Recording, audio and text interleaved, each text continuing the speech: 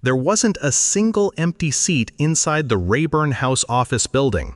The room wasn't just full, it was pressurized. Shoulders brushed shoulders. The air felt too heavy. It was the kind of heat that didn't come from temperature, but tension. People weren't there for small business tax reform. They were there because something bigger was boiling beneath the surface. Even the cameras, usually still and slow, seemed to hover with urgency. Eyes locked on the committee panel where whispers had already begun to rise. Reporters leaned forward. Aides clutched phones. Every person in that room felt it. Something was coming. On paper, it was supposed to be boring, routine, procedural, a sleepy Thursday hearing. But the buzz around this room, it told a different story. And sitting in the second row, silent and unreadable, was Congresswoman Jasmine Crockett. She sat still, not stiff, not nervous. Just still, the kind of stillness that draws power into itself. Jasmine Crockett, wearing a fitted charcoal suit that hugged sharp, confident lines. Her hair pulled tightly into a high bun. Her eyes focused, bright, sharp, unshaken. She hadn't spoken yet, but everyone had already noticed her. 3 times a male colleague interrupted her before she could finish a question. 3 times she smiled, tight, patient, almost rehearsed. But on the third, something in her face shifted. It wasn't anger. It wasn't frustration. It was something colder, warning, a pause. Then she leaned in toward the mic. She didn't raise her voice. She didn't rush her words. But when she finally spoke, history didn't just hear her, it listened. Let the record reflect.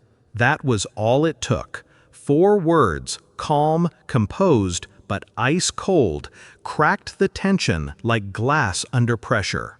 She pulled a slim stack of papers from her folder. The room stilled. The cameras zoomed in. These documents, certified and time-stamped by the Southern District of Florida, confirmed that First Lady Melania Trump amended her prenuptial agreement less than 4 months before President Trump launched his current campaign. Gasps. Real audible gasps. Then she added the part that detonated the room. This amendment, according to 2 verified insider accounts, includes a contingency clause, one that activates in the event of a public scandal or criminal indictment. Silence shattered. Chairs scraped. Voices rose. Phones lit up like a storm of flash grenades. One Republican muttered under his breath, "You've got to be kidding me." Another aide bolted from the back of the room, phone in hand, whispering into it like it was a red alert. The committee chair slammed his gavel. "Order! Order!" But it was too late. Jasmine Crockett didn't just speak, she detonated. And the West Wing, it was already on fire. At exactly 12:17 p.m., an internal alert lit up inside the West Wing. Code red. All caps, no explanation, just 2 words. Phones buzzed, doors slammed shut. And inside the private dining room next to the Oval Office, Donald Trump was already mid-meltdown. He'd just finished watching the clip. He slammed the table hard, utensils clattered, a glass spilled. "She brought Melania into this," his voice rose, fury boiling into something louder, more primal. "She thinks she's untouchable. She wants to humiliate us on live television." Aides stood frozen. 2 were quietly told to leave the room. Another slipped out and immediately locked the door behind her. Down the hallway, the press team was already under siege. Reporters weren't asking about small business reform anymore. They were asking, why did the First Lady amend her prenup before the campaign? What is she preparing for? Does Melania know something the country doesn't? The White House had no answers, not yet. And worse, they hadn't even seen it coming. What was supposed to be just another Thursday hearing had turned into a full-blown political inferno. Within 3 hours, the hashtag Melania clause crossed 1 million tweets. It didn't trickle, it erupted. At first it was just political Twitter activists, pundits, journalists. Then came the TikTok lawyers. One by one, they started posting breakdowns of Jasmine Crockett's words: contingency clause, criminal indictment, public scandal. They weren't just reacting. They were explaining, translating legalese into language anyone could understand. Some called it a pre-divorce signal. Others said, this isn't about prenups, this is about preparation. Instagram followed. Pages with no political affiliation began quoting Crockett like scripture. Truth doesn't need permission. When power hides, silence speaks louder. The internet wasn't just engaged, it was electrified. And on television, you couldn't escape it. CNN played the clip on loop. So did MSNBC. Even Fox, between protests, couldn't help but air the moment she said, "Let the record reflect." That phrase alone became a headline. Within 24 hours, morning shows, late-night panels, and even entertainment gossip columns had one topic: Melania's prenup and Jasmine Crockett's mic drop. She didn't tweet. She didn't post a statement. She didn't even smile from a car window. Melania Trump disappeared. For 5 straight days, the First Lady of the United States, once photographed at every gala, every ribbon cutting, every posed handshake, was nowhere. No one saw her leave. No one saw her arrive. But cameras were waiting. Reporters camped out in front of her private residence in Maryland. They stayed through the rain. They watched shadows behind curtained windows. They whispered into live microphones. Still no movement, no statement, no sign. Inside the White House, panic didn't fade. It deepened. Trump was pacing, calling donors directly, breaking every rule of protocol. "How the hell did she get those files?" he barked over the line. His voice trembled, not just with rage, but with fear. This wasn't just a political hit. It felt like betrayal. It felt like someone had taken a scalpel to the one thing he still controlled: his image. 9:42 p.m. The West Wing was quiet, but not calm. In a secured room just down the hall from the Lincoln bedroom, 3 senior advisors sat around a polished mahogany table, their faces lit only by the soft blue glow of an overhead lamp. In the center of the table, a folder. Stamped in red, "FLOTUS Confidential." They didn't speak at first. They flipped, they scanned, they read in silence page after page of timelines, legal filings, and internal memos. And then it was clear. Everything Jasmine Crockett revealed was real. The amendment, the timestamp, the notarized signature in Palm Beach County, all of it checked out. The dates matched exactly, 3 months and 12 days before Trump's official campaign launch. One aide clenched his jaw and muttered, "This isn't a coincidence." But none of them said what they were all thinking out loud. She knew. Melania knew. Down the hall, Trump wasn't reading documents. He was shouting into a phone, pacing, seething, spiraling. Find out who leaked it. I don't care how. Find them. He wasn't focused on the content of the amendment. He was obsessed with the leak, the betrayal. Someone close to him had fed ammunition to a woman he already saw as a political enemy. And that, to Trump, was worse than any clause in a contract. Washington didn't sleep that night. But inside a modest condo on the edge of Capitol Hill, Jasmine Crockett sat barefoot at her kitchen table, a mug of hot ginger tea in her hand, her phone face down. No TV. No interviews, no chaos, just steam rising from her cup and the weight of a storm she had intentionally set loose. Across from her, her aide Kia stood with a laptop in one hand, her expression caught somewhere between urgency and fear. They want you on CNN, tonight, prime time, they're begging. Crockett didn't even look up. She took another sip, calm as stone. "Let it breathe," she said softly. "They're already drowning." Kia hesitated. "But we could own the narrative." Crockett cut her off with a glance, sharp, Final.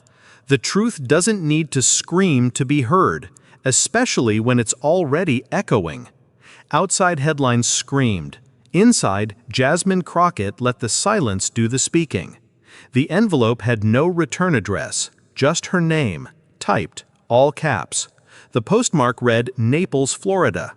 Kia found it tucked between two policy memos, sealed thick, heavier than it looked. She handed it to Crockett without a word. Inside 3 printed emails, dates, names, receipts, between a senior Trump advisor and a Florida-based attorney representing Melania Trump. The timestamp exactly 3 days before the amended prenup was filed in Palm Beach County. Subject line, urgent contingency language and notary logistics. Crockett read every line, twice. Her face didn't move. Kia leaned against the counter, voice low. It's real. It's solid. You want to go public? Jasmine didn't answer immediately. She just tapped the corner of the envelope on the table. Then, not yet, she said almost to herself. Let them keep sweating. The kind of patience that makes people nervous. The kind that smells like strategy. Because Crockett wasn't waiting for the right moment. She was waiting for the moment they least expected. It started quietly, like most revolutions do. A clip, a comment, a share in a Facebook group titled Moms for Accountability. Then another one in a private chat for retired nurses in Pennsylvania. Then another in a church text chain in suburban Ohio. Within 48 hours, women over 40, the very demographic the GOP once counted as safe, weren't just watching Jasmine Crockett's clip. They were sharing it, quoting it, talking about it in carpool lines and grocery store parking lots. One woman in Erie, PA said it best. She didn't call Melania weak, she called her smart. I've made plans like that too. It's called being a woman. On talk radio, panic seeped through Republican strategists' voices. Focus groups showed sudden dips in support among suburban women. One campaign advisor whispered during a call, "We're bleeding in the swing counties. We've lost the suburbs." Because Crockett didn't scream, she didn't smear. She just held up a mirror, and women across America recognized themselves in the reflection. It dropped on a Thursday morning, wedged between articles about hurricane season and real estate sales. The Florida Herald. Not national, not flashy, but the headline hit like a punch to the chest. Melania Trump met with real estate attorney weeks before campaign launch, leaked emails show. No speculation, no anonymous sources, screenshots, timestamps, documented email chains. One line stood out like a siren. Due to reputational risk, we recommend emergency asset restructuring to protect separate holdings. Reputational risk. Emergency restructuring. Those two phrases lit up every screen in America. Suddenly, it wasn't just about a clause. It wasn't just about timing. It was about intent. Melania was planning, not reacting. And the timeline matched Crockett's revelation exactly, down to the week. Cable networks didn't even wait for confirmation. They cut into scheduled programming to run breaking news banners. Talk shows turned quiet. White House aides stopped answering calls. Even conservative pundits paused mid-sentence. Because this wasn't politics anymore, it was paperwork. And paperwork doesn't lie. On day 10 of silence, Melania Trump reappeared. Not at the White House, not beside her husband, not at a podium, but alone at a children's hospital in Orlando. She stepped out of a black SUV wearing a modest navy blue dress, low heels, no jewelry, no entourage. In her hand, a plain white folder. No seal, no label, but deliberate. Her face was unreadable. Not angry, not apologetic, just untouchable. Cameras clicked from a distance. No press questions allowed. No briefings. No interaction. She walked past the photo line like a statue in motion, controlled, choreographed, but not present. Then, exactly 1 hour later, her office posted a 2-sentence statement on the official White House site. As First Lady, I remain committed to my work, my son, and my privacy. I will not entertain public speculation rooted in exploitation. It was elegant, it was cold, and it was not a denial. He slammed his fist on the table. Aides froze. No one breathed. "She makes me look weak," Trump roared. He wasn't talking about Crockett anymore. He was talking about Melania. It was the silence. It was the folder. It was the way she walked right past the fire without throwing water or gasoline, just leaving him there, alone. Donors noticed. By Friday evening, 3 major fundraisers quietly pulled out of a Florida event. One PAC paused its digital ads. A high-profile contributor from Texas asked for a meeting, a polite word for concern. The empire wasn't crumbling, but it was cracking, and the cracks were public. And still, Crockett said nothing. No new interview, no tweet storm, no press conference. Only a photo, a torn notebook page taped to her office window. In her own handwriting, "When power hides behind silence, truth speaks louder than the shouting." It wasn't tagged, it wasn't aimed, but everyone knew who it was for. By week 3, Jasmine Crockett's face wasn't just on C-SPAN. It was on Mural Their Harlem, posters in coffee shops across Los Angeles, banners at law school forums from Berkeley to Boston. She had become a moment. But more than that, she had become a mirror held up to power, to silence, to the country's obsession with image over truth. At Georgetown, she was the closing keynote for a national forum on legal ethics. At Spelman, she spoke on a panel about the politics of silence and gender. Not once did she repeat the sentence from that hearing, but she didn't have to. Because now others were saying it for her. A viral op-ed in The Atlantic read, "Crockett didn't name Melania to humiliate her. She asked why America keeps rewarding women for staying silent beside powerful men." The sentence hit like a slow knife. This wasn't about prenups anymore. This was about patterns. And in every room she walked into, people didn't just see a politician.